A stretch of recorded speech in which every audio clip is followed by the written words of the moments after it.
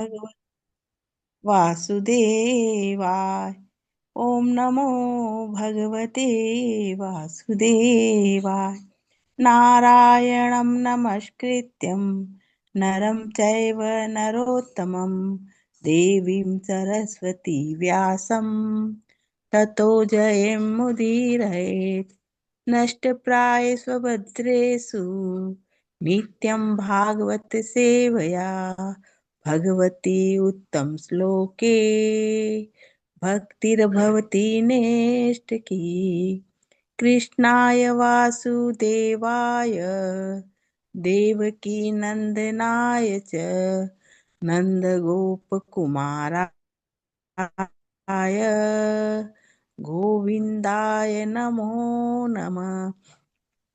मूकं करोति वाचालं पङ्गुं लङ्घयते गिरिं यत्कृपातमहं वन्दे परमानन्दमाधवम्। मंगलाचरण। ॐ अज्ञानतिमिरान्धस्य ज्ञानाञ्जनशलाकया चक्षुरुन्मीलितं येन तस्मै श्रीगुरुवे नमः। श्रीचैतन्यमनोभीष्टं स्थापितं येन भूतले स्वयं रूपः कदा मह्यं ददाति स्वपदान्तिकम्। वन्देऽहं श्रीगुरो श्रीयुतपदकमलं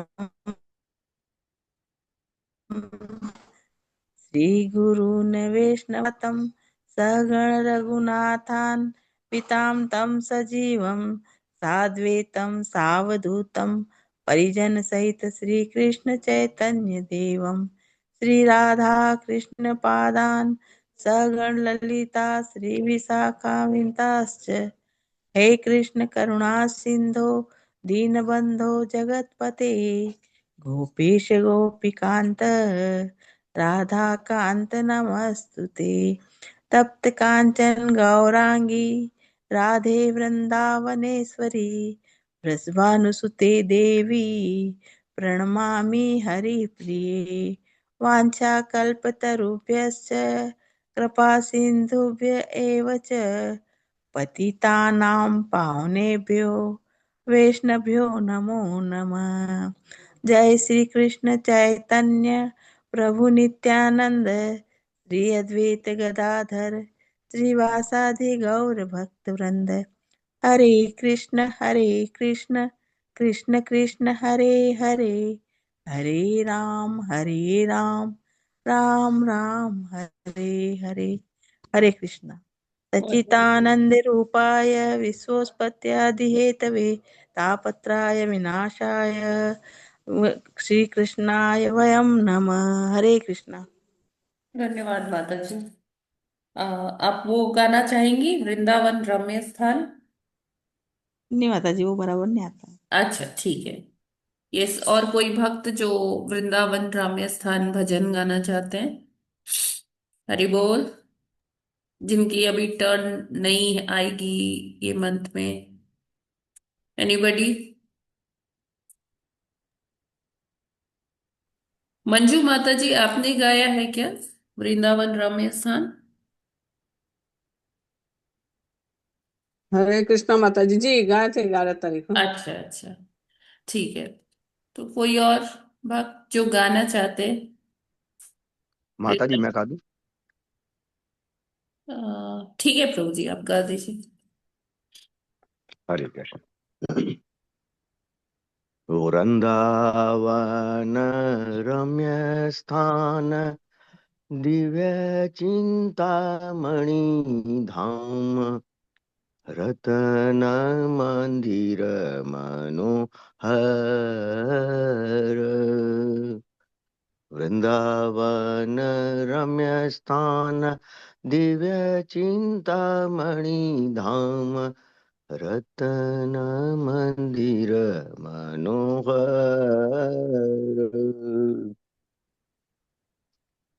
औरत कालिंदी नीले राजहंस केली कोरे ताहे शोभे कनक कमल वृंदावन रम्य स्थान दिव्य चिंतामणि धाम रतन मंदिर मनोहर तारमध्ये हेमपीठ अष्टदले पेष्टित अष्टदले प्रधान नायिका तारमध्ये रत्नासने बसियाचे दुई जने श्याम संग सुंदरी राधिका वृंदावन रम्य स्थान दिव्य चिंतामणि धाम रतन मंदिर मनोहर ओरूप लावण्य राशि अमीय पडिछे काशी हास परिहास संभाषण नरोत्तम दास कोय नित्य लीला सुखमोय सदाई स्वरूप मुरमणि वृंदावन रम्य स्थान दिव्य चिंतामणि धाम रतन मंदिर मनोहर हरे कृष्ण कृष्ण कृष्ण हरे हरे हरे राम राम राम हरे हरे। हरे कृष्ण माता जी। बहुत बहुत धन्यवाद प्रभु जी। तो मंजू माता जी, रेणु माता जी और किशोर कृष्ण प्रभु जी, आप सभी का बहुत बहुत धन्यवाद आज का मॉर्निंग प्रोसीडिंग्स लीड करने के लिए। हरि बोल। और सभी डिवोटीज का बहुत बहुत हार्दिक अभिनंदन है आज के इस्कॉन अयोध्या के प्रातःकालीन जप सत्र में। हरे कृष्णा। हरे कृष्णा माता जी, दंडवत प्रणाम सभी को। प्रणाम सब भक्तों हरे को। हरे कृष्णा। कृष्ण माता जी, दंडवत प्रणाम। हरे कृष्णा हरे माता जी, कृष्णा माता हरि जी। बोल, सादर प्रणाम। तभी हम हरे कृष्णा माता जी, दंडवत प्रणाम। जी का कोट देखते हैं। हरे हरे कृष्णा कृष्णा माता जी, माता जी। दंडवत प्रणाम। हरे कृष्णा। हरे कृष्ण।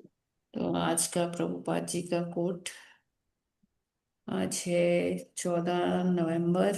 और प्रभुपाद जी कहते हैं, जितनी अधिक बार हो सके हरे कृष्ण का कीर्तन करो और मुक्त हो जाओ। बहुत बहुत धन्यवाद। वृंदावन 14 नवंबर 1976। तो यहाँ पर प्रभुपाद जी सिर्फ जो एकदम मेन पॉइंट है, फोकस जिस पर करना है, एकदम पाइवट पॉइंट जिसे कहते हैं, कि बस कहीं हमें इधर उधर नहीं देखना है, बस हमें क्या करना है, हरि नाम करना है ना। हरि नाम, हर चीज का पर्यवसान किस में है? हरि नाम करने में। अगर हमें ये समझ में आ रहा है कि हरेर नाम हरेर नाम एव केवलम, कलौ नास्तिव नास्तिव नास्तिव गतिरन्यथा। केवल हरि का नाम, हरि का नाम, हरि का नाम ही एकमात्र आश्रय है। और इस कलयुग में और कोई तरीका नहीं है, नहीं है, नहीं है। तो हम इस चीज की अगर ग्रेविटी को समझ रहे हैं तो हमारा जीवन धन्य है। हम जो भी कुछ कर रहे हैं, भगवान की सेवा कर रहे हैं, भगवान का के धाम में दर्शन करने जा रहे हैं, या शास्त्रों का अध्ययन कर रहे हैं, तो ये सब इसीलिए है कि हमारी भगवान नाम में रुचि बढ़े। और जब हमारी भगवान नाम में रुचि बढ़ जाती है, भगवान का नाम हमें मीठा लगने लगता है, तो समझिए हमारा ये भाव रोग जो है वो दूर हो गया। अब धीरे धीरे हम उस मार्ग पर चल पड़े जब जहां से हमें भगवत प्राप्ति हो जाएगी। तो ह- सारी चीजों का जो हम ग्रंथ पढ़ रहे हैं, जो हम ये सारा कुछ जो भी कार्य कर रहे हैं, जो प्रभुपाद जी ने हमें दिनचर्या दी है जिसकी खूब चर्चा होती है। तो इसीलिए कि हमारी नाम में रुचि हो। क्योंकि बिना नाम लिए चाहे आप जितनी सेवा कर लीजिए या जितना ग्रंथ पढ़ लीजिए, उसका कोई मतलब नहीं है। कलयुग में केवल एक ही चीज है, भगवान का नाम। इसी नाम के सहारे ही हम ये भवसागर को पार कर सकते हैं। तो नाम लेना बहुत जरूरी है। हरे कृष्ण महामंत्र जो हमें हमारे गुरु से मिला है, उसको हमें एकदम आत्मसात कर लेना है और उसे उसी का कीर्तन करना है, वही जप करना है। और जितना ज्यादा से ज्यादा जब हो पाए उतना करना है ना। क्योंकि देखिए शरीर है तो उसके लिए थोड़ा तो हमें समय निकालना पड़ेगा, भोजन के लिए, स्नान के लिए, नित्य क्रिया के लिए। तो वो ठीक है, ये शरीर का है, वो कर्म तो हमें करने ही पड़ेंगे, उससे हम अपने को विलग नहीं कर सकते। लेकिन उसके बाद जितना ज्यादा हो उतना हमें नाम की शरण लेनी चाहिए, नाम को अपने जिह्वा से उच्चारण करना चाहिए। क्योंकि नाम से ही फिर रूप आता है। जितना हम नाम लेंगे, जितना नाम लेंगे, उसी से हमें रूप का दर्शन होगा, भगवान का दर्शन होगा। भगवान हमारे चित्त में आएंगे, है ना। तो हमें बस प्रभुपाद जी यही कह रहे हैं कि हरि नाम का कीर्तन करो और मुक्त हो जाओ। मुक्त होने का क्या मतलब है कि इस भौतिक जगत से, यहाँ से अपना पिंड छुड़ा सकते हैं, हम यहाँ से निकल सकते हैं भौतिक जगत से। वरना फिर क्या है, जो नाम नहीं ले रहा इस कलयुग में और तो वो ये जीवन मृत्यु के कुचक्र में फंसा ही रहेगा, उसे बार बार इधर आना पड़ेगा। इस जीवन मृत्यु जरा व्याधि ये सब सहना पड़ेगा। तो अच्छा होगा कि हम नाम का आश्रय लेके भगवान का प्रेम प्राप्त करें और ये भवसागर को छोड़कर भगवान में रम जाए, भगवान की भगवत धाम चले जाए, या भगवान का प्रेम ऐसा प्राप्त कर ले कि किधर भी रहे हम मुक्तात्मा की तरह ही रहें। हरे कृष्णा। जगत गुरु श्री प्रभुपाद की जय। माता जी, एक छोटा सा क्वेश्चन जो बार बार आता है। भगवत नाम में ही रूप के दर्शन होते हैं, लेकिन माता जी अब इस युग में यूजुअली जैसे हम लोग बैठ के ही घरों पे करते हैं, तो भगवान का विग्रह या चित्रपट सामने होता है। हाँ। तो क्या चित्रपट सामने होने से हम लोगों में, जो कलयुग के लोग हैं, वो आसक्ति ज्यादा नहीं आती है क्या? तो वो क्या इसीलिए ज्यादा कहते हैं बेटर प्रभु क्यों? जी, प्रभु जी इसीलिए कहते हैं कि चाहे त्राटक हो या फिर भगवान का कोई चित्रपट या विग्रह हो, तो उसे इनिशियल स्टेट में तो रख के करना चाहिए, लेकिन बाद में केवल नाम का आश्रय लेना चाहिए कि ये नाम से ही मुझे भगवान का जो असली रूप है वो नजर आएगा। हाँ, ये तो विग्रह जो है ये तो भगवान इस रूप में आए ही हैं, विग्रह के रूप में, चित्रपट के रूप में, या जो भी लकड़ी के, मिट्टी के, है ना, वो तो भगवान हम पे अनुकंपा किए हैं कि वो इस रूप में प्रकट हुए। लेकिन भगवान का वो जो दिव्य स्वरूप है, जो उनका वह गोलोक धाम में जैसे भगवान है, तो उनके दर्शन की यहाँ बात हो रही है। अच्छा माता जी, ठीक है, मैं समझ गया। हरे ठीक है। कृष्ण माता जी। तो जब हम नाम जप करते हैं, तो जब मान लीजिए हमने स्टार्टिंग किया जप करना, तो हमारा मन नहीं लग रहा क्योंकि अभी हमें नाम में रुचि नहीं आई, हमें मजा नहीं आ रहा, तो हम सोचते हैं कि हाँ, हमारा ध्यान इधर उधर भंग ना हो, तो त्राटक रख लेते हैं। कोई लोग भगवान का विग्रह ही रख लेते हैं कि इनको देख देख के ही मैं जप करूंगा। तो ठीक है, ये रूप तो भगवान ने अनुकंपावश लिया, हमारे ऊपर उपकार किया कि वो इस रूप में आ गए कि जिससे हम उनकी सेवा कर पाए, है ना। क्योंकि सेवा से ही आगे नाम में भी रुचि आती है। लेकिन जो हम बात कर रहे हैं कि नाम से रूप का दर्शन होता है, तो वो एक अलग चीज है। वो रूप जो है वो उनका वास्तविक जो, जैसे वो गोलोक में है या साकेत में है, वो वाला रूप की बात हो रही है प्रभु जी।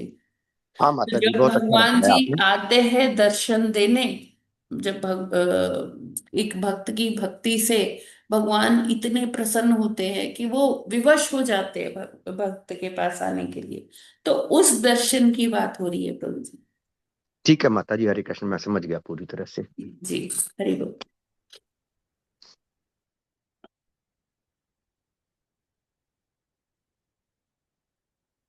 तो आप लोग से मेरा रिक्वेस्ट है कि आप लोग वो साधना चार्ट भेज सकते हैं, जैसे जो भक्त डेली आ रहे हैं, जब कर रहे हैं, है ना, कोई जो भी 8 माला तक कर रहे हैं, 8 माला, 10 माला, 12 माला, 13, 14, 15, 16, तो आप लोग से रिक्वेस्ट है मेरी कि आप लोग प्लीज अपना जो है साधना चार्ट भेजा करिए। साधना चार्ट में क्या इंक्लूड होगा कि आप रात को कितने बजे सोए, सुबह कितने बजे उठे, ठीक है, फिर आपके आपने सुबह में 5-6 बजे तक कितने राउंड्स कर लिए, और 16 माला आपका कब कंप्लीट हुआ। तो ये सारी, और कितना आपने कौन सी आप प्रभुपाद जी की कौन सी पुस्तक पढ़ते हैं, प्रभुपाद जी का अगर लेक्चर सुनते हैं या किन्हीं और वैष्णव का लेक्चर सुनते हैं, मतलब अपने ही संप्रदाय में से, तो वो आपको बताना है कि कितना देर आपने हियरिंग किया, किसका लेक्चर सुना, और कितना आप अध्ययन करते हो, क्या पढ़ रहे हो, कौन सी पुस्तक पढ़ रहे हो। तो ये सारी चीजें आती है साधना चार्ट में। मेरी सबसे रिक्वेस्ट है, जो माता जी प्रभु जी हैं, तो आप लोग अगर सीरियसली सच में ये भक्ति कर रहे हैं, है ना, आपके लिए जस्ट ये 5 से 7 का टाइम पास का जरिया नहीं है, सीरियसली आप भक्ति कर रहे हैं और आपको आगे दीक्षा भी लेना है, तो प्लीज आप सभी से रिक्वेस्ट है मेरी कि प्लीज अपना साधना चार्ट शेयर करें। मतलब आप देख सकते हैं कि आपको किसको करना है ना। मे बी आप देवशेखर प्रभु जी को कर सकते हैं, या कोई माताएं हैं वो पुष्पमुखी माता जी को करना चाहते हैं, है ना, या कोई अगर मुझे करना चाहते हैं तो आप कर सकते हैं अपना साधना चार्ट शेयर। हरे कृष्णा। हरे कृष्ण माता जी, दंडवत प्रणाम माता जी। यस, वो व्हाट्सएप पे शेयर कर दीजिएगा ना। उसका फॉर्मेट। हाँ। ओके माता जी, राइट, ओके माता जी, हरे ठीक कृष्ण। है। ओके, तो आगे बढ़ते हैं, नेक्स्ट सेगमेंट वो है भागवतम। तो आज हमें 43वां श्लोक करना है, तृतीय स्कंध 31वां अध्याय 43वां श्लोक, three Lakshman thirty one 43। Yes, कौन पढ़ेगा? जी, लक्ष्मण भरत टीम। जी। जी, लक्ष्मण टीम भरत। माता जी, हाँ, लक्ष्मण टीम। भरत जी। लक्ष्मण टीम माता जी। नहीं माता जी, भरत टीम की बारी है। कल कल कल लक्ष्मण टीम फोर्टी ने टू पढ़ा। 42 42वां आप श्लोक। 42 आप लोग किए 42वां थे। श्लोक पढ़ा। नहीं नहीं, हमने नहीं पढ़ा। 42वां भरत लक्ष्मण टीम ने पढ़ा। आज ये आज है हमारा। ठीक है, जी। स्टार्ट कीजिए माता जी। 43वां श्लोक। देहेन जीवभूतेन लोकालोकामनुवर्जन् भुञ्जान एव कर्माणि करोत्यविरतं पुमान्। हरे कृष्णा। हरे कृष्ण, सभी को दंडवत प्रणाम। देहेन जीव भूतेन लोकात् लोकम अनुव्रजन भूयन एव कर्माणि करोति अविरतम पुन्मान। हरे कृष्ण, सभी को दंडवत प्रणाम। हरे कृष्ण। देहेन जीवभूतेन लोकालोकमनुवर्जन भूयान एव कर्माणि करोत्याविरतं पुमान्। हरे कृष्ण, सभी को उन्नत।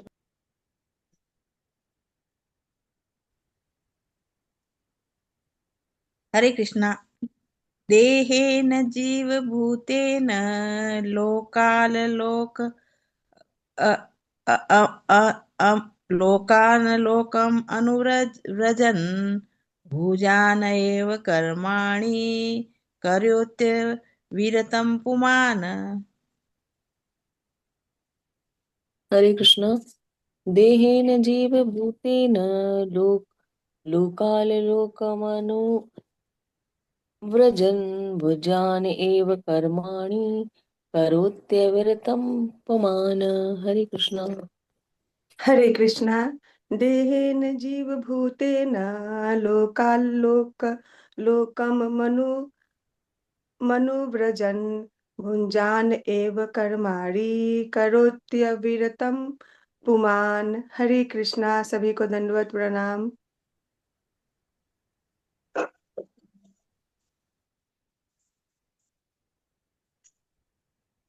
ओके, आगे कौन पढ़ना चाहते माता जी?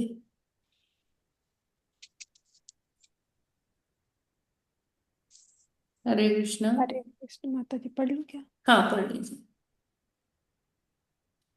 शब्दार्थ अनुवाद तथा तात्पर्य जगत गुरु श्रीला प्रभुपाद जी के द्वारा। जगत गुरु श्रीला प्रभुपाद जी की जय। देहेन शरीर के कारण, जीव भूतेन जीव द्वारा अधिकृत, लोकात एक लोक से, लोकम दूसरे लोक को, अनुव्रजन घूमते हुए, भुज्यान भोग करते हुए, एव इस प्रकार, कर्माणि सकाम कर्म कर करोति करता है, अविरतम निरंतर, पुमान जीव। अनुवाद: विशेष प्रकार का शरीर होने के कारण भौतिकतावादी जीव अपने कर्मों के अनुसार एक लोक से दूसरे लोक में भटकता रहता है।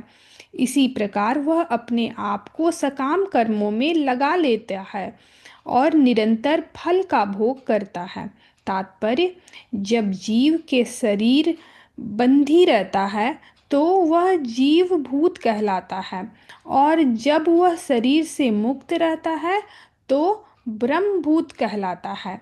एक जन्म के बाद दूसरे जन्म में शरीर बदलता हुआ जीवन न केवल विभिन्न योनियों में घूमता रहता है, अपितु एक लोक से दूसरे लोक में भी जाता रहता है।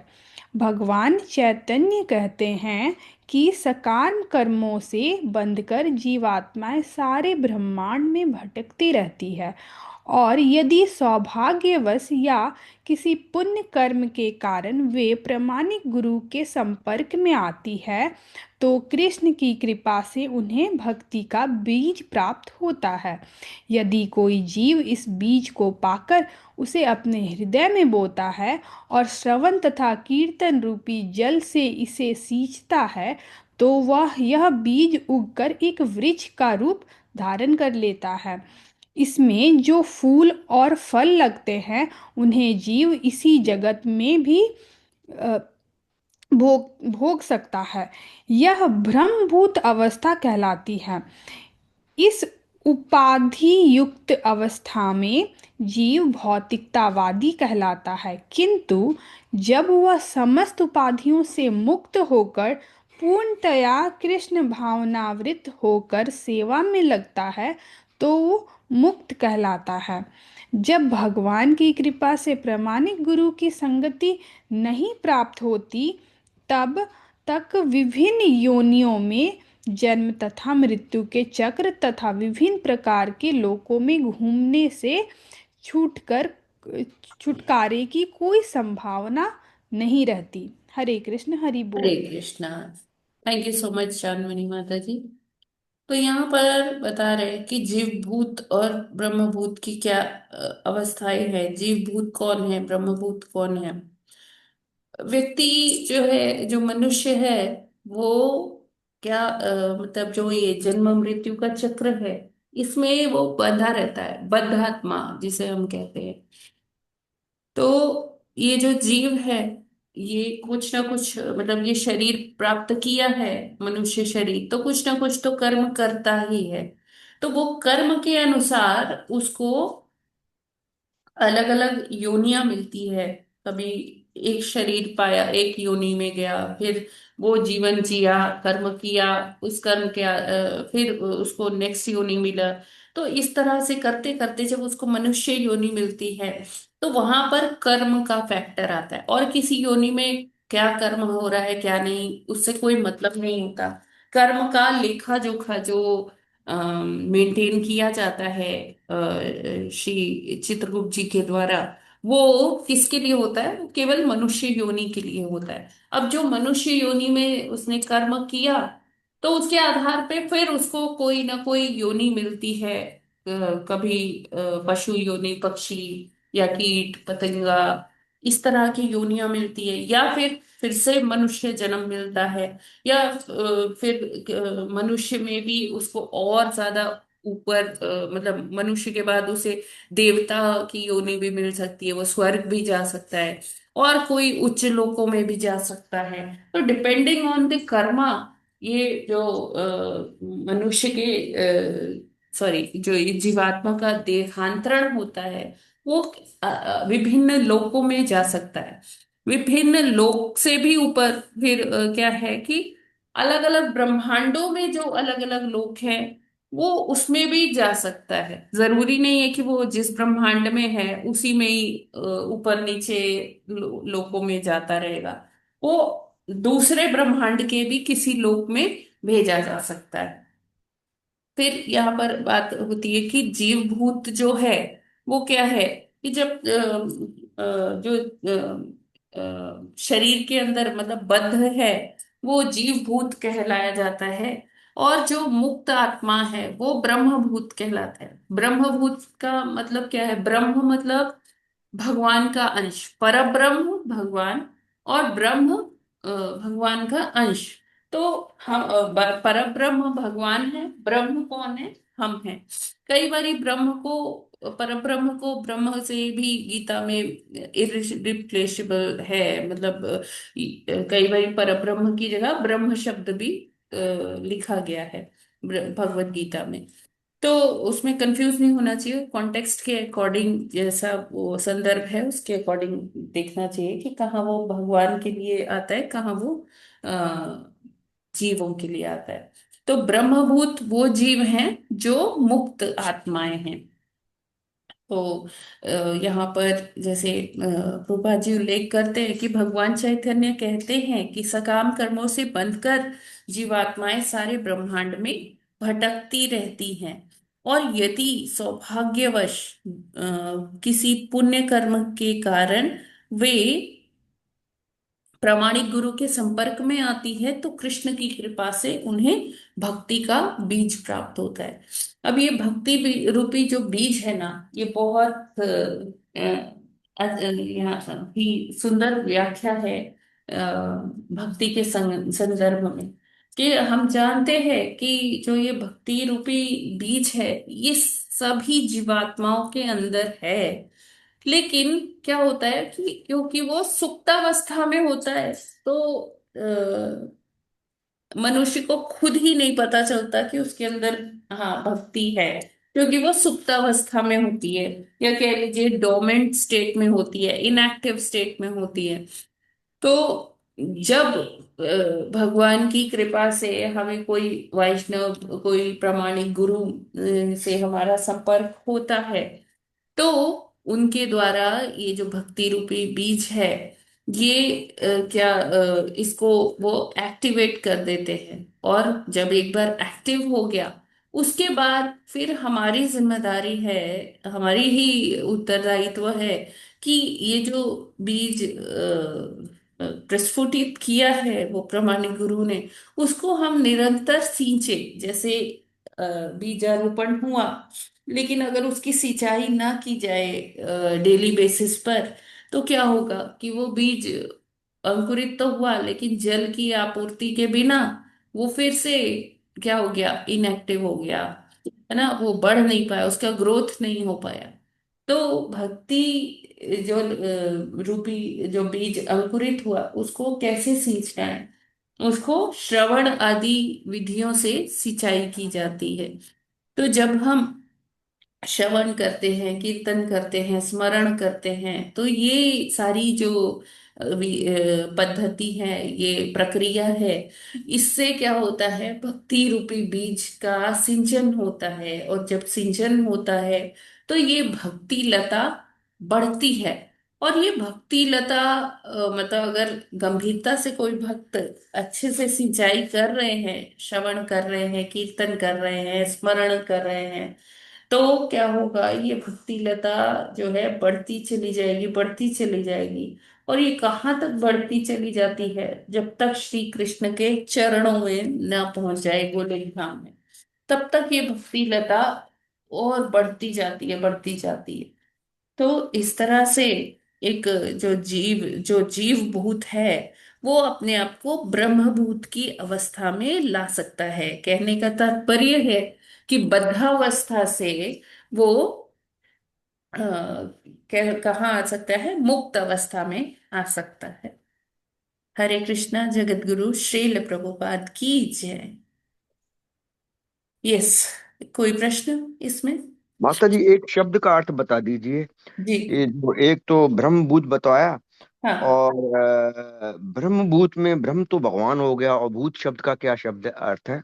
मैंने देखिए पहले ही क्लियर किया, ब्रह्म भगवान नहीं है, पर ब्रह्म भगवान है। अच्छा भगवान माता के जी। अंश हम हैं, ब्रह्म। हाँ ठीक है माता जी। और भूत क्या हुआ इसमें? ब्रह्मभूत। भूतानी मनुष्य को कहते हाँ माता जी ठीक है। ब्रह्मभूत मनुष्य जो है हैं। वो ही। हरे कृष्ण माता जी।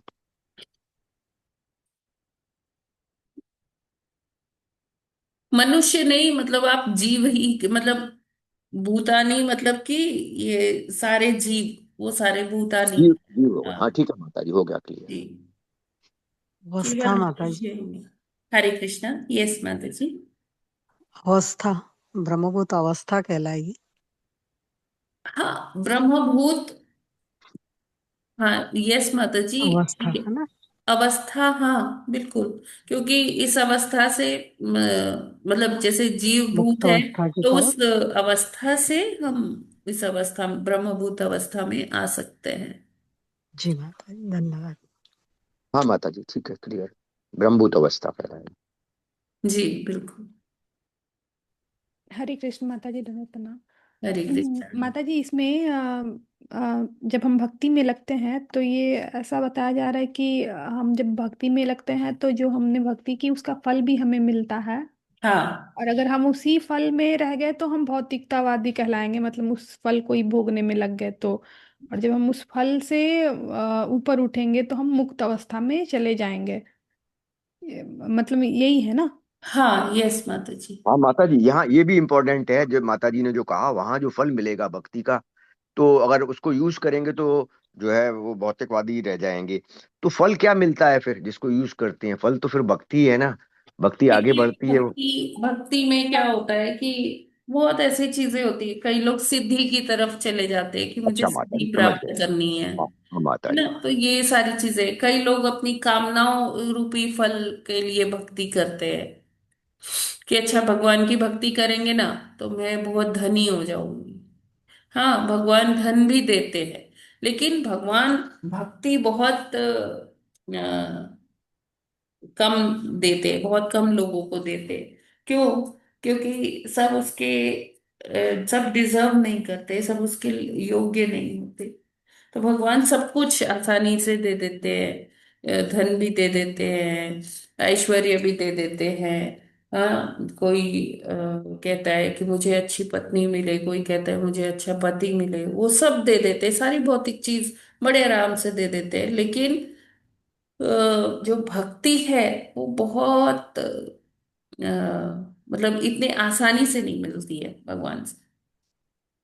हरे कृष्ण माता जी, भगवान भक्ति देंगे सबको जो सुबह बैठे हुए हैं माता यहाँ जी, पे। इसमें हरे कृष्ण। जैसे बहुत लोग बोलते हैं कि जब से मैं भक्ति में लगा हूँ मेरा ये अच्छा हो गया है, मेरा घर बन गया हाँ, है, ये हाँ, वगैरह ये हाँ। सब। तो अब जैसे मतलब रियल लाइफ में ऐसा होता भी होगा या हाँ, होता है हाँ, भी कि बहुत हाँ, सारी चीजें सेटल डाउन हो जाती है जो हम बिल्कुल। चाहते हैं, या हम नहीं भी चाहते हैं तो भी मतलब भगवान बिना मांगे भी दे देते हैं कई यस बार। माता जी। तो उनको अब उनको भगवान का आशीर्वाद समझ करके आई मीन ग्रहण तो करना चाहिए ना, मतलब कृष्ण को हाँ, भगवान केंद्र का में रखते आशीर्वाद हुए। समझ के ग्रहण तो करना चाहिए, लेकिन जो वो चीज आपको मिले, मान लीजिए धन मिल गया आप, तो उनको उस धन को उन्हीं की सेवा में लगाई। है ना, उसको अपना मत मान लीजिए कि ये मेरा है, नहीं तो फिर आसक्ति हो जाएगी। जी माता जी। तो जब उसमें हम अनासक्त होकर के उनको भगवान की सेवा में ही लगाएंगे उस फल हाँ को, जी। तो हम मुक्त अवस्था में जा सकते हैं। यस। ठीक है माता जी, हरे कृष्ण। बहुत सुंदर। हरे जैसे कृष्ण भक्त माता जी। होते हैं, भक्त भक्तों को क्या होता है कि वो मंदिर में कार्य करते हैं, और भगवान के मंदिर में बहुत ऐश्वर्य है, बहुत ज्यादा। हर जगह देखिए बड़े बड़े मंदिर बने हैं, क्या मस्त वहां पर टाइल्स लगी है, क्या मस्त फर्श है, हर जगह एसी लगा हुआ है। तो भक्त लोग क्या है, उसे अपने वो आसक्ति नहीं रखता है कि हाँ ये मैं ना एसी में बैठा रहूं, मैं ये करूं।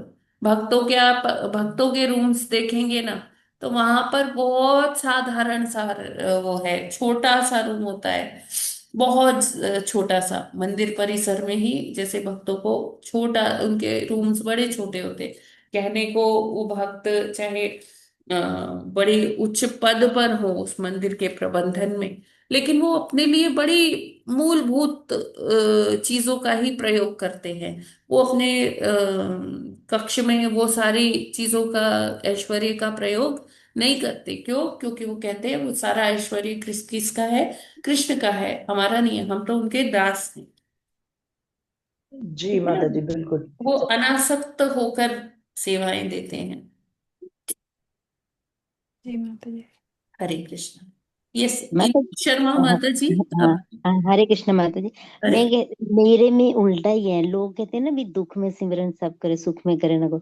मेरे को लगता है यदि शायद मैं अपने बारे में बात कर रही हूँ, दुख में हाँ ना फिर मैं उसी में ही घुलती रहती हूँ। भी कोई प्रॉब्लम आ गई या कुछ है, यदि सुख है ना तो मैं बड़ा भगवान का शुक्र करती हूँ। उसमें मैंने देखा नाम ज्यादा लिया जाता है, दुख में नहीं लिया जाता। मैं दुख में ही कोसती रहती हूँ। और जैसे थोड़ा सा भगवान ने दिया तो दिल करता है हाँ भगवान को दूं। मतलब मैं अपनी बात करी, सभी की नहीं कर रही। जी जी। इस दुख में मैं कह रही हूँ भी तो खुश हो के भगवान का नाम लिया जाता मेरे से तो एटलीस्ट। हम्म। माता जी हमारे साथ भी ऐसा ही होता है। जैसे मान लीजिए कि हम बीमार ही पड़ गए, तो जैसे भगवान का नाम अगर नॉर्मल सिचुएशन में ज्यादा ले रहे थे, तो अगर बीमार पड़ गए या कोई कष्ट आ गया, तो उसमें कम हो जाता है अपने आप। तो उल्टा होता है, तो सुख में सिमरन ज्यादा होता है, दुख में कम हो पाता है। हाँ, और फाइनेंशियल पोजीशन जब तो ठीक माता रहती है जी, तो आप दिल लोग करता है थोड़ा ब्रह्मभूत बहुत। अवस्था में है ना? हाँ। आप लोग ब्रह्मभूत अवस्था में। नहीं नहीं माता जी, ऐसा कुछ नहीं है। मतलब मैं अपनी बात कर रही थी, हाँ सभी के हाँ, साथ बात वही कर रही कह रही थी। हूँ कि आप बहुत उच्च कोटि के भक्त नहीं हैं माता नहीं नहीं, जी। माता जी ऐसे कह के ना, ऐसा ना कहो। यदि कोई प्रॉब्लम डिस्कस की तो ऐसा ना पहुंचाओ। अभी तो कुछ पता ही नहीं है, ठिकाना ही नहीं है अपना। हाँ, कुछ पता ही नहीं है। हाँ। हरे कृष्ण माता जी। ठीक है माता जी, हरे कृष्णा। तो नेक्स्ट श्लोका पढ़ते हैं। हरे कृष्ण माता जी, पढ़े हाँ 44। पढ़िए। यस। जीवो हयस्यानुगो देहो भूपे भूतेन्द्रियमनोमय तत्रिरोधो अस्य मरणमाविर्भावस्तु संभव। हरे कृष्ण। हरे हरे कृष्ण। कृष्ण। जीवो हर्ष्यनुगो देहो भूतेन्द्रिय मनोमया तिनिरोधो अस्य मरणमाभिर्वास्तु संभव। हरे कृष्ण। हरे हरे कृष्णा। कृष्ण। जीवो जी। हास्यनिर्निरोगो देहो भूतेन्द्रिय मनोमयः तन्निरोधस्य रोधस्य मरण भावाभिभावस्तु संभव। हरे कृष्णा। हरे कृष्ण। जीवो यास्यानुरोधेहो भूतेन्द्रियमनोमयः तन्निरोधो अस्य मरणामाविर्भावस्तु संभवः। हरे कृष्ण। हरे कृष्ण।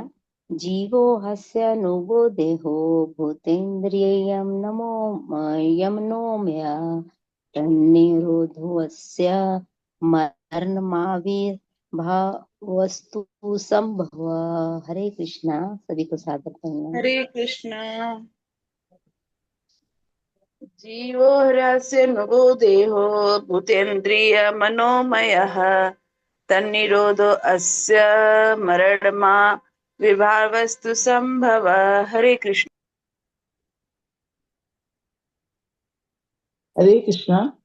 जीवो ह्यस्य अनुगो देहो भूतेन्द्रिय मनोमयः तन्निरोधो यस्य मरणम आविर्भावस्तु संभव।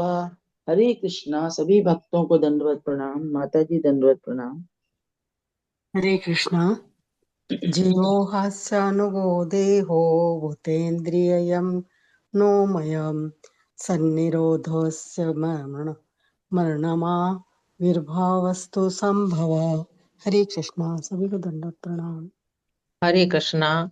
जीव ही अस्य अनुगदेहो भूत इंद्रिय मनमयः तन्निरोधा अस्य मरणम आविर्भाव वस्तु संभवाः। हरे कृष्णा। सभी को दंडवत प्रणाम। हरे कृष्णा। ओम नमो भगवते माता जी दंडवत प्रणाम। सभी भक्तों को दंडवत प्रणाम। ओम नमो भगवते वासुदेवाय। जीवो वास्यनुगो देहो भूतेन्द्रिय मनोमयः तन्निरोधस्य मरणमाविर्भावस्तु संभवः। हरे कृष्णा।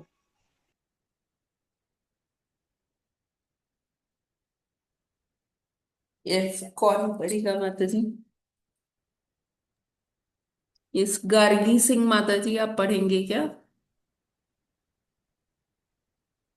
हरे कृष्णा। गायत्री माता जी, आप पढ़ोगे क्या? नहीं? माता जी पढ़ूं? हाँ जी, पढ़िए। शब्द अनुवाद और तात्पर्य श्रील प्रभुपाद जी द्वारा। श्रील प्रभुपाद जी की जय।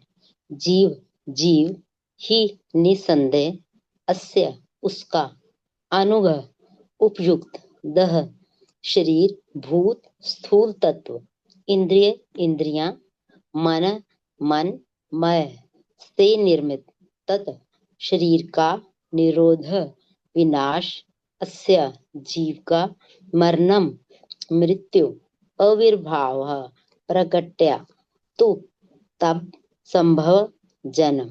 अनुवाद। इस प्रकार सकाम कर्मों के अनुसार जीवात्मा को मन तथा इंद्रियों से युक्त उपयुक्त शरीर प्राप्त होता है। जब किसी कर्म का फल चुक जाता है तो इस अंत को मृत्यु कहते हैं, और जब कोई फल प्रारंभ होता है तो उस शुभारंभ को जन्म कहते हैं। तात्पर्य। अनंत काल से जीव विविध योनियों में तथा लोकों में निरंतर घूमता रहा है। भगवत गीता में इस प्रकरण की व्याख्या हुई है। ब्राह्मण्य सर्वभूतानि यंत्रारूढ़ानि माया। माया के वश में होकर प्रत्येक व्यक्ति माया द्वारा प्रदत्त शरीर के रथ पर चढ़कर ब्रह्मांड भर में घूमता रहता है। भौतिकतावादी जीवन में कर्म तथा फल की श्रृंखला रहती है। ये कर्म तथा फल की एक लंबी रील है और एक जीवन अवधि एक दमक यानी फ्लैश के तुल्य है। जब बच्चा जन्म लेता है तो समझना चाहिए कि उसका शरीर सर्वथा नवीन कार्यकलापों का शुभ आरंभ है, और जब वृद्ध पुरुष मरता है तो समझना चाहिए कि कर्म फल का अंत हो गया।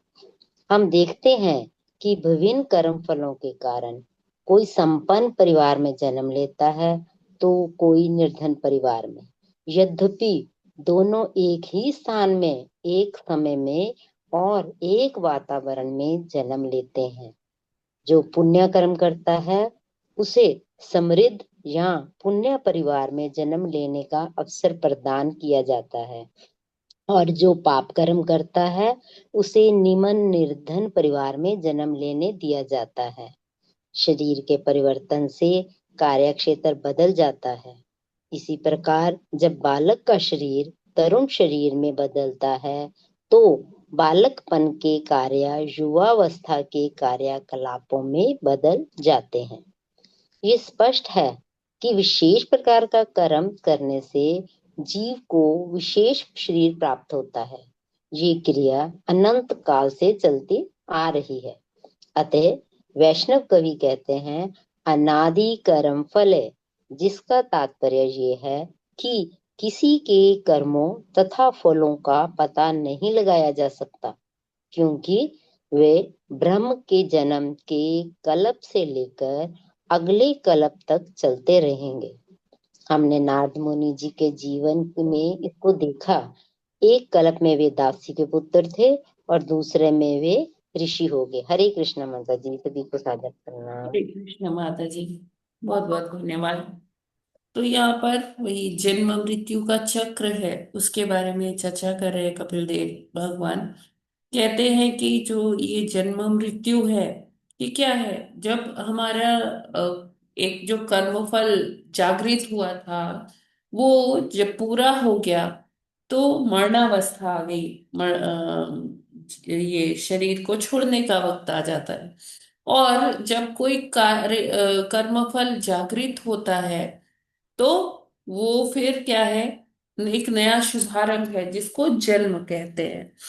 तो ये जन्म मृत्यु ये इसीलिए लगा रहता है क्योंकि हम हमारे अनंत कोटि कर्म हैं, उसका हिसाब हम ना तो हम लगा सकते हैं ना कोई और लगा सकता है। इसमें कभी कौन सा कूट एक्टिव हो जाए, जागृत कर्मफल बन जाए, तो उसके लिए जन्म लेना पड़ता है। और जब वो चुका लेते हैं हम यहाँ पर इस जीवन में, तो क्या होता है, तो फिर जीव का मरण अवस्था आ जाती है। आपने सुना होगा कि जैसे कोई अल्पायु में शरीर त्याग देता है, छोटी उम्र में ही शरीर त्याग देता है, तो कहते हैं कि इसका इतना ही लिखा था, इसके भाग्य में यही था कि ये यहाँ बस थोड़ा अपना कार्य करे और वापस भगवत धाम को चल निकल जाए, उसकी थोड़ी ही भक्ति बाकी थी। तो इस तरह से कई बार हम सुनते हैं ऐसा होता है। तो वो इसीलिए होता है कि जो थोड़ा बहुत बाकी रह गया, शेष रह गया कुछ भोगना, या किसी का लेन देन कुछ उसमें रह गया, तो फिर वापस आना पड़ता है, वापस जन्म लेना पड़ता है। तो इसलिए कभी ये भी आपने सुना होगा कि जो भी हमने किसी का लिया है उसको ट्राई करना चाहिए वापस उसे जल्दी से जल्दी दे दे, क्योंकि नहीं तो फिर ये लेन देन के चक्कर में वापस से इधर आना पड़ता है ना।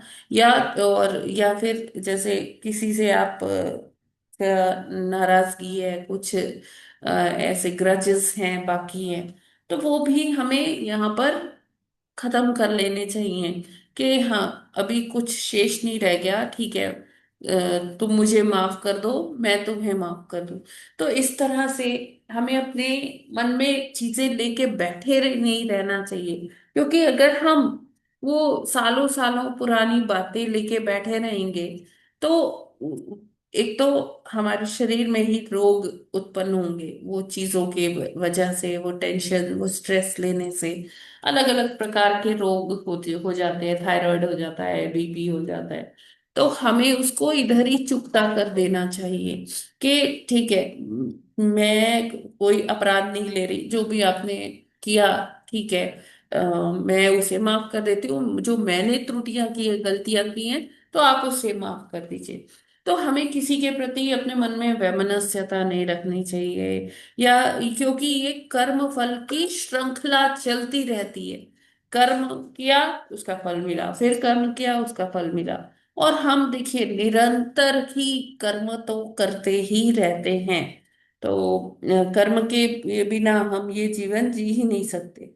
तो अगर हम ये सभी फल क्या करें, भगवान के चरणों में ही सौंप दें, जो भगवान ने दिया है, जो भगवान की कृपा से हमें मिला है, उसको भगवान को ही समर्पित कर दें, तो हम इस कर्मफल के बंधनों से मुक्त हो सकते हैं और ब्रह्मभूत अवस्था में पहुंच सकते हैं, जहां से हमें भगवत प्रेम की प्राप्ति निश्चित है। तो यहाँ पर प्रभुपाद जी यही बताते हैं कि ये जो है कर्म और फल की एक लंबी ट्रेल चलती रहती है, जिसका कोई हिसाब किताब नहीं रख सकता है ना। तो जैसे जब हम छोटे होते हैं, तो छोटे होते हुए हमारे कुछ और तरीके के कर्म होते हैं, कार्यकलाप होते हैं। जो छोटा बच्चा है वो मस्त रहता है, उसको कोई टेंशन नहीं रहती कि कल जो है भोजन कैसे बनेगा, क्या होगा। उसको कुछ नहीं होता, उसको पता है कि हाँ, मम्मी पापा तो ये मेरे को देंगे ही देंगे। तो वो अपनी मस्ती में लगा रहता है, अपने खिलौनों में व्यस्त रहता है, खेलने में मस्त रहता है, खाना पीना, और आराम से सो जाता है। उसको कोई चिंता नहीं रहती, आराम से सो जाता है। लेकिन वही जब ये बालक बड़ा होता है, तो उसको अनेकों किस्म की चिंताएं फिर सताने लगती है। अरे मुझे पढ़ाई करनी थी, मेरे मार्क्स अच्छे नहीं आए। अजीब अजीब तरह का टेंशन रहता है, कभी दोस्तों के प्रति, कभी माता पिता से उसका कुछ ऐसे अनबन हो जाती है, कभी वो जिद करता है कि मुझे ये चाहिए वो चाहिए, है ना। फिर जब और कुमार अवस्था में होता है, तो फिर उसके कार्यकलाप बदल जाते हैं। फिर जैसे जैसे वो वृद्धावस्था में आता है, तो उसके कार्यकलाप और बदल जाते हैं। तो जैसे एक शरीर में ही जब हम एक अवस्था से दूसरी अवस्था तक पहुंचते हैं, तो उसमें हमारे कार्यकलाप बदल जाते हैं। तो हमें यही सोचना चाहिए, जब एक शरीर से दूसरा शरीर में हम देहांतरण करते हैं, तो वहां भी हमारा कर्म क्षेत्र बदल जाता है, हमारे कार्यकलाप बदल जाते हैं। मान लीजिए पहले कोई ब्राह्मण था या कोई क्षत्रिय था, तो फिर वो क्षत्रिय जो है अगली योनियों से ब्राह्मण में मिल गई, तो उसके कार्यकलाप उस तरह से हो जाएंगे, उसका कार्य क्षेत्र ही बदल जाएगा। अब जो पुराना शरीर में जो उसका कार्य क्षेत्र था, वो एकदम अलग हो जाएगा, चेंज हो जाएगा। ठीक है, तो हमें चाहिए कि अगर हम ये जन्म मृत्यु के चक्र से अपने आप को छुड़ाना चाहते हैं, तो जैसे आज के कोर्ट में प्रभुपाद जी ने कहा कि हरि कृष्ण का संकीर्तन करो और मुक्त हो जाओ, है ना। तो यही हमें करना है, वरना अनंत कोटि काल से हम जीवित हैं, अलग अलग शरीरों में देहांतरण कर रहे हैं। तो अगर हम इस श्रृंखला को रोकना चाहते हैं, तो हमें भक्ति रूपी तलवार से, विरक्ति रूपी तलवार से हमें क्या करना है, इन बंधनों को काटना है। और आगे आगे इस सघन जो अ, ये कर्म फलों का वृक्ष है, उससे हमें आगे बढ़ना है, मुक्ति की ओर जाना है। यही हमारा जीवन का उद्देश्य है। हरे कृष्णा। जगत गुरु श्रील प्रभुपाद की जय। इसमें कोई प्रश्न?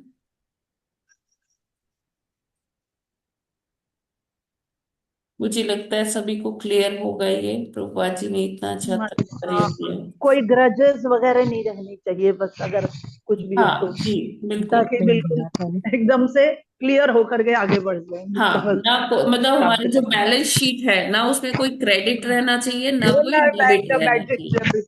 हाँ ठीक, बैलेंस बहुत शीट अच्छा, हमारी एकदम क्लियर। क्लियर। हाँ, जी।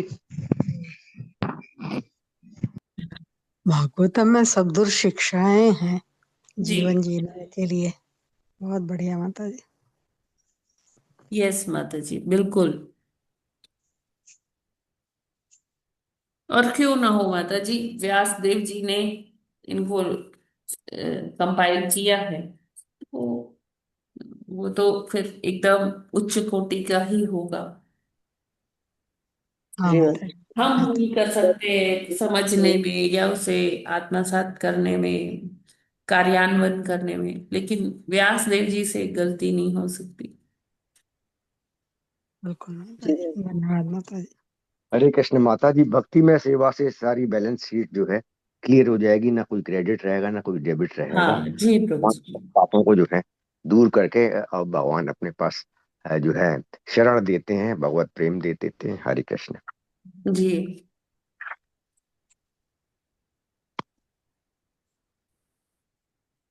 हरे कृष्णा माता जी, दंडवत प्रणाम। धन्यवाद प्रणाम माता जी। माता जी, ये 42 का श्लोका में एक लास्ट में है भक्ति सिंधु रसामृत 1.2.255 में, तो ये श्लोका ये भक्ति रसामृत में किस माने अध्याय 1 में है क्या? 42 में माता जी, सेकंड चैप्टर में। 42 श्लोक की बात कर रही है माता जी। 42 में है ना लास्ट में भक्ति रसामृत सिंधु।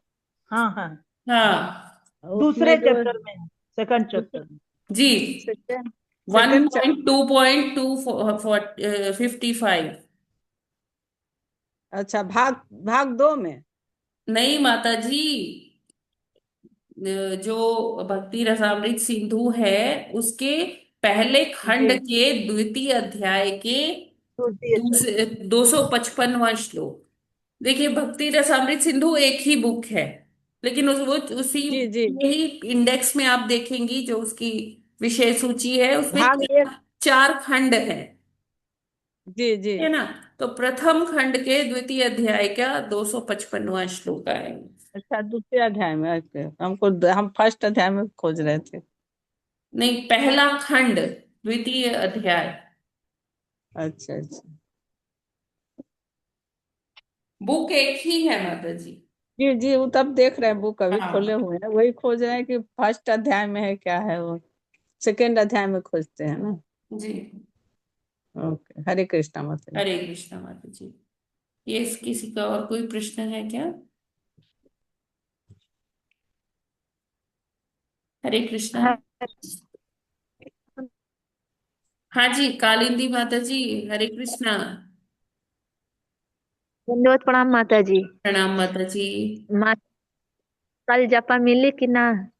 अच्छा एक मिनट, शालिनी माता जी हरे कृष्णा। शालिनी सक्सेना माता जी, शालिनी सक्सेना माता जी हरे कृष्णा।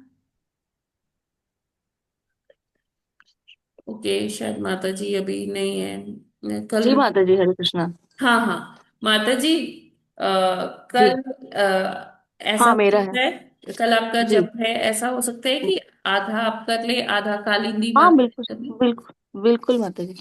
ठीक है, तो माता जी कालिंदी माता जी 5 से 5:30 आप कर लोगे?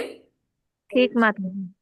ठीक है, फिर 5:30 ठीक से है शालिनी माता जी कर लेंगी। ठीक है माता जी, बिल्कुल बिल्कुल। ठीक है। हरे कृष्णा माता जी। हरे कृष्णा। सभी माता जी को हरे कृष्णा, प्रभु जी को हरे कृष्णा। ठीक है, किसी और का कोई प्रश्न है क्या इससे रिलेटेड या कुछ और? माता जी वो आपने कहा था कल तो एकादशी है ना, तो हाँ आपने कहा था कि भगवत गीता का वो है, उसका कुछ नहीं आया। प्रभु जी, दिसंबर में मोक्षदा एकादशी। अच्छा, दिसंबर में है वो। हाँ 16 दिसंबर। अच्छा माता जी, ये ठीक है, अभी अभी तो ये ये। उत्पन्ना एकादशी है। अच्छा अच्छा माता जी, ठीक है। हरे कृष्ण। हरे कृष्णा प्रभु जी।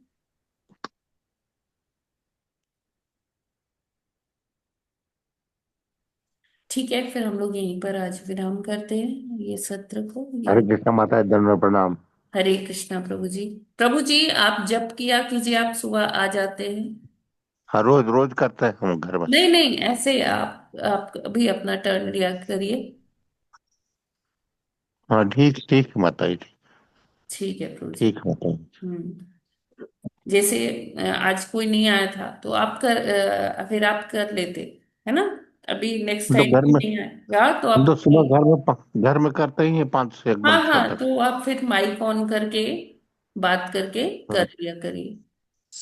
अच्छा अच्छा। जी। हमको खोलना नहीं आता है मैडम, खोलने नहीं आता माता जी। क्या चीज? हाँ माइक? हाँ, खोलने नहीं आता है, कैसे खोलेंगे कैसे करेंगे? हम तो घर में 5 बजे से मोबाइल शुरू कर देते हैं, 6 बजे तक करते हैं। हाँ हाँ हाँ, नहीं, आप अपना खोल। जो नीचे माइक जैसा बना है उस पर टच करेंगे तो अनम्यूट हो जाएगा, जैसे अभी आप बोल रहे हैं, जी जी है ना? तो वैसे ही जी जप जी किया जी। करिए। ठीक ठीक। है माता जी, तो कोशिश करेंगे। हरि बोल। ठीक है, कितना माला करते हैं प्रभु जी? हरे कृष्णा।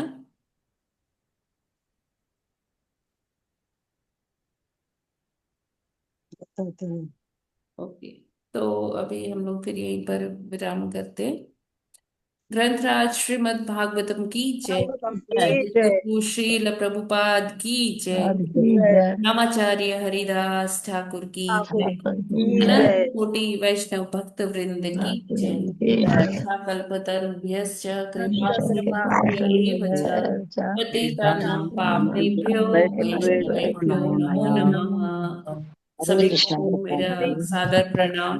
हरे हरे कृष्ण। कृष्णा हरे माता कृष्ण जी, माता जी, सबको सादर सादर प्रणाम, प्रणाम। दंडवत हरे प्रणाम। कृष्णा दंडवत प्रणाम सभी को। सभी वैष्णव को मेरा कृष्णा दंडवत प्रणाम। हरे कृष्ण।